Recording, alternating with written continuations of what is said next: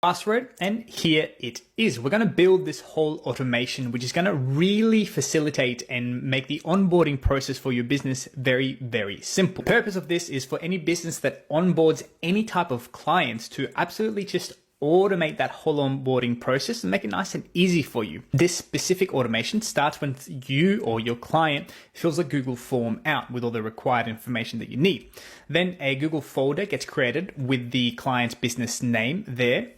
So you can put all the relevant information, like let's say brand guidelines that the client might give you. And then a template of a Google Sheet that I need gets created within inside that new folder that we created. For me, it's a keyword research document that I then need to fill out. Then an email gets created and gets sent to the client saying, hey, welcome to whoever your business name is. For us, it's Savity.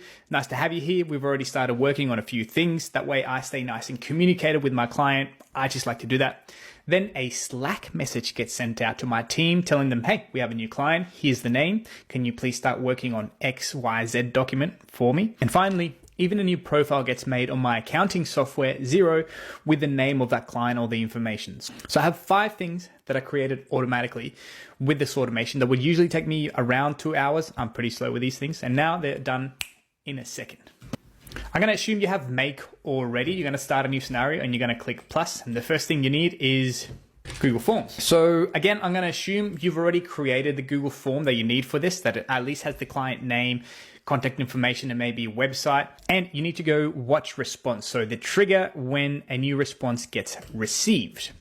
You click that, you need to connect all your items, and you need to search for the Google form name or ID. The ID for me is, let me just get this.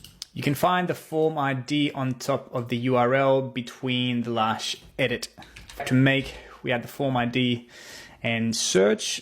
Document title is onboarding form, and here it is.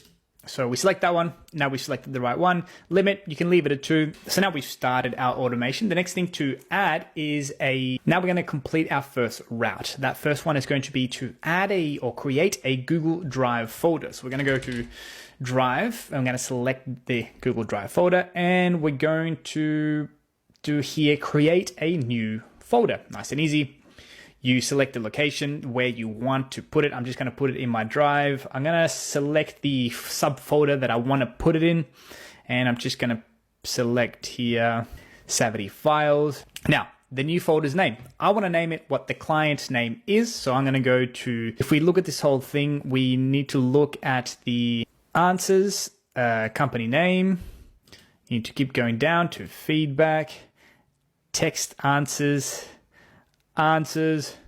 value. So you want the value of that answer in the text. Okay. Now, theoretically, we've created a folder under the right name. And the next step is to create that Google Sheet that I want as a template within that folder.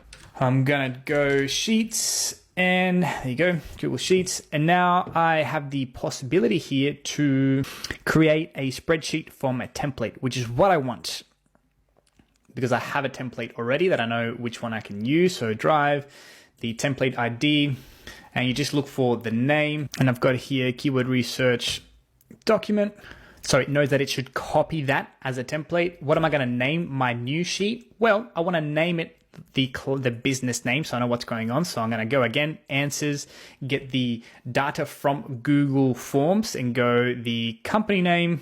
Name is going to be keyword doc, but it's going to be inside that folder, so it's not going to get too messy. The title, again, we are going to look for the name of my client, which is under the answers, under the company name, under the grade, under the feedback, under the text answers, and the value. So you need to go all the way down until you find the final answer. And the location, this is where it gets a little bit tricky, because you need to map it, because you've created a new location, you don't have an existing one, and you need to put here the folder ID of the new folder that we just created, and we go okay. Okay, so now we've got the first section from Google Forms. It's creating a folder and it's creating a copy of the Google Sheet. Between the Google Forms and the Google Drive, we're going to add a router. because we want to borrow the information that we get from Google Forms and go to a couple other places. The first thing we're going to do now is send an email to our new client. So we're going to look for Gmail or whatever emailing software you have. I'm going to send a new email. The recipient, I have the recipient's email in my data. I'm going to go respondent email, or if you, and I've got the text answers, the value. Boom. The subject, welcome to Savity, for example, and the content, you're going to go, hey, name, so the contact name. I've got here the client name that I need to find again, feedback, text answers, value. Boom. Okay.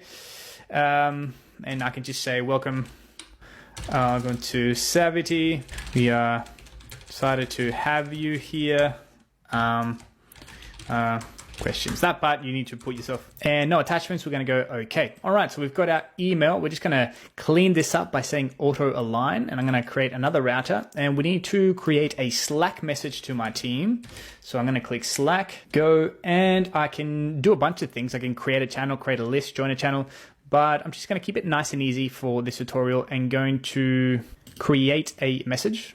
You'll need to connect your Slack account to Make, but I'll let you do that on your own time. The select from the list channel or ID, it's going to be the public channel, and the channel is just going to be Savity text. Hi team, we have a new client named, put the client's name. You get in the picture here. Company name, grade, company name, grade, feedback, text answers, and value. You're getting the idea.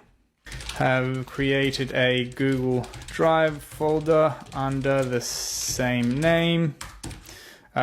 Please start the keyword research for the client, or whatever you need your staff to do, and you go okay. So you're getting the idea here. You can kind of create anything that you want as long as it connects to Make. We're going to do one last one, which is going to be probably one of the most useful ones here, and we're going to create a zero client. So here you can do a bunch of things. You can create the invoice. More importantly, you can create a new contact, which is really interesting. Now I don't have zero, unfortunately, but so I won't be able to walk you through that, but you get the idea, right? You've got all the data that you need to create that zero new client. Now in a couple of minutes, we've created a workflow that from a Google form submission, we create a Google Drive with the same name of the client's name.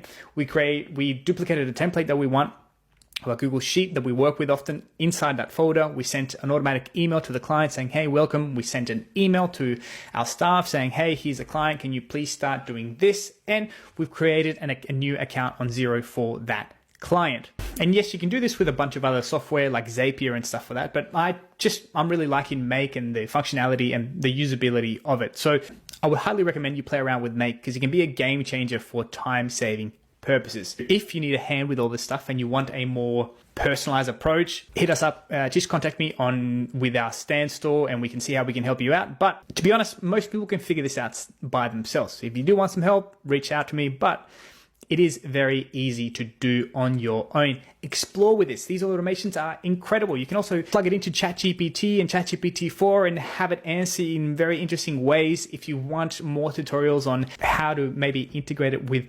OpenAI's APIs, and we can use ChatGPT-4 to create a few things, just let me know in the comments and I'll kind of create whatever you want, whatever you need, and I'll show you how to do it. Peace. Thanks for watching.